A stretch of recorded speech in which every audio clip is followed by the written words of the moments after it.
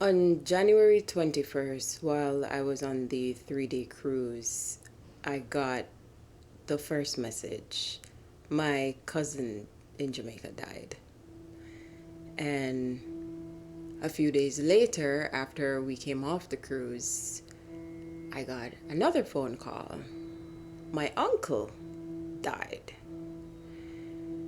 And that already sucked because my cousin was the one who introduced me to Aliyah, and her music is amazing. So I already cherished him for that. And a few days ago, I got a call that my grandmother died. And I just stopped. Everything stopped. I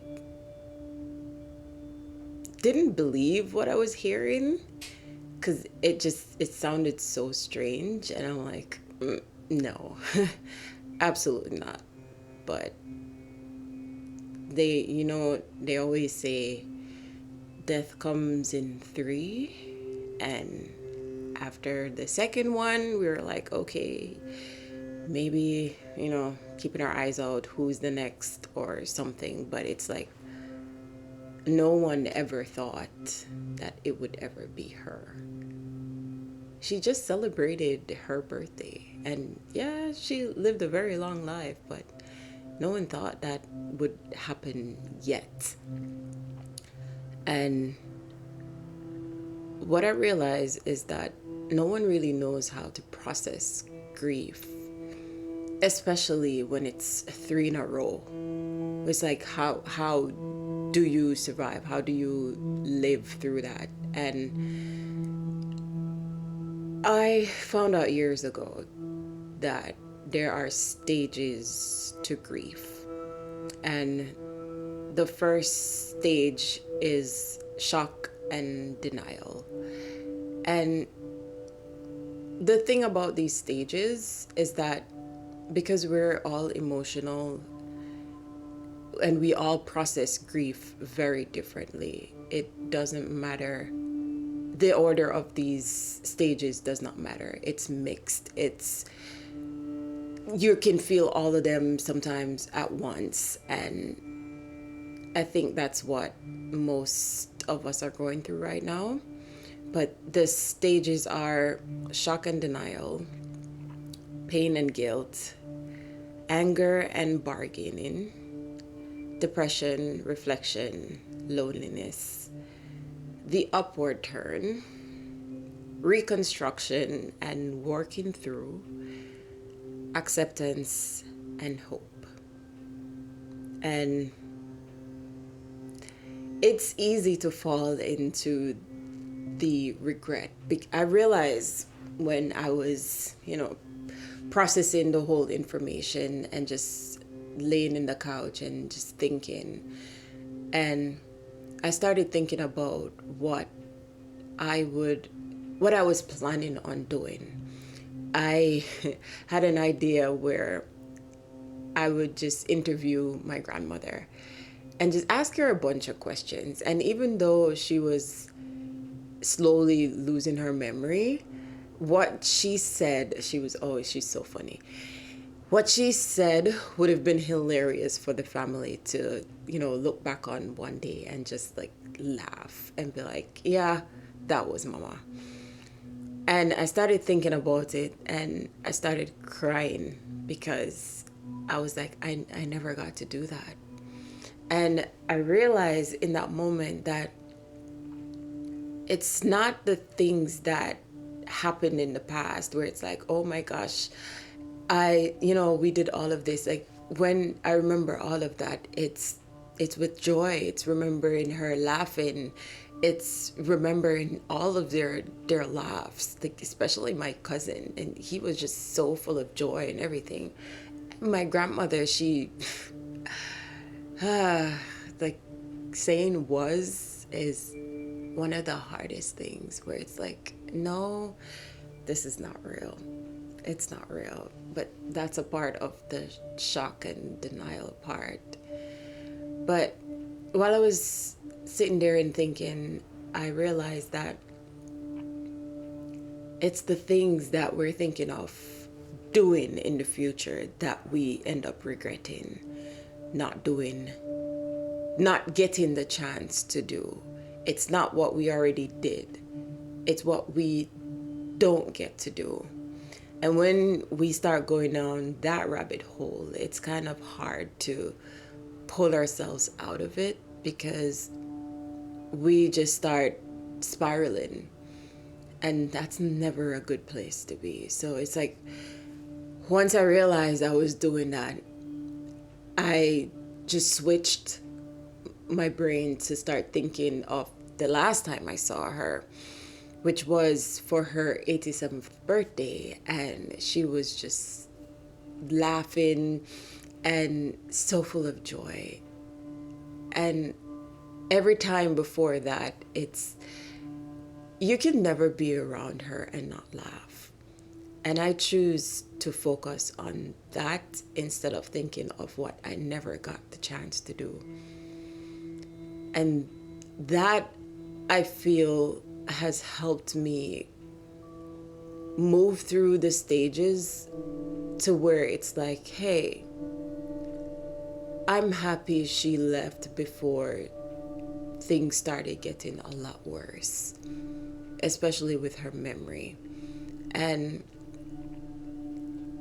in those moments, I start thinking that, yeah, this life is bigger than all of us, where none of this is planned.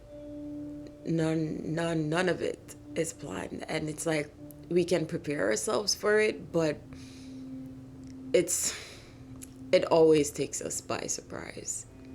And whenever that happens, we, especially me, tend to retreat from everything and just hide, or find things to do to make it seem like, to keep myself busy, where it's like, okay, I'm not thinking about any of this. And once you retreat from the world to go into being busy, it's all avoidance. And I have learned that when you avoid things, it is not the best for your healing.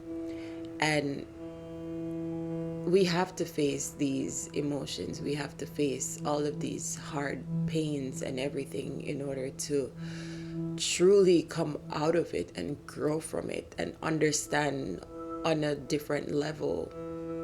Maybe never even understanding, because I don't think we'll ever understand the meaning of life. And we should literally just live exactly how we want and enjoy our lives, because we never know when it's gonna end. We never know when we're gonna get a call that someone close to us just left. And it's like, what do you do then? How do you cope? And those moments when you're trying to figure out how to cope,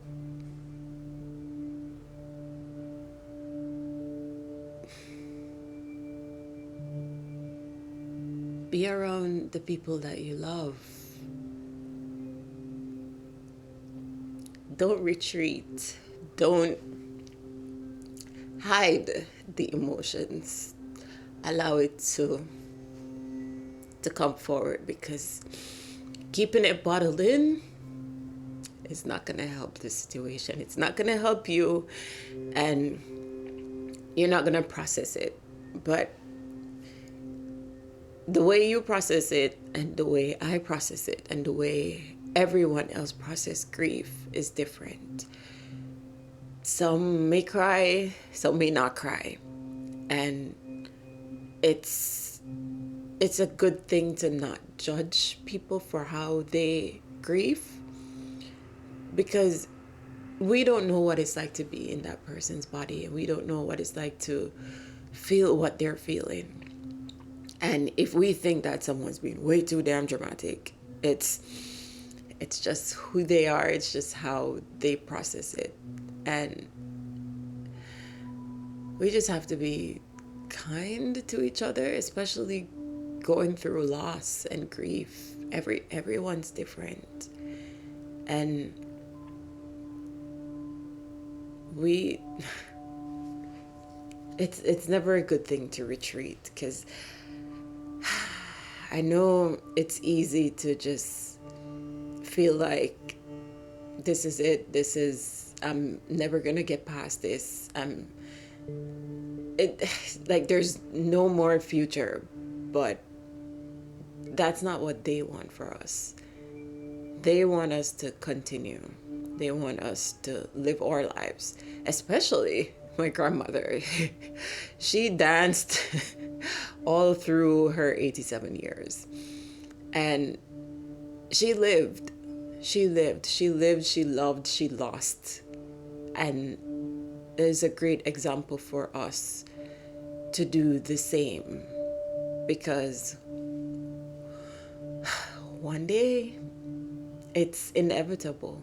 One day it's gonna be us. One day it's gonna be the person we truly, truly, truly can't feel like we can't do without. It's the cycle of life that we can't hide from. We can't run from. It's gonna happen no matter what. So whenever we're dealing with that, whenever we get there, don't retreat from it. Don't feel like you have to hide. Don't feel like you're being dramatic. Allow yourself to feel what you're feeling. Don't try to stifle it, because it's going to make it worse. If you lash out on people, it's okay.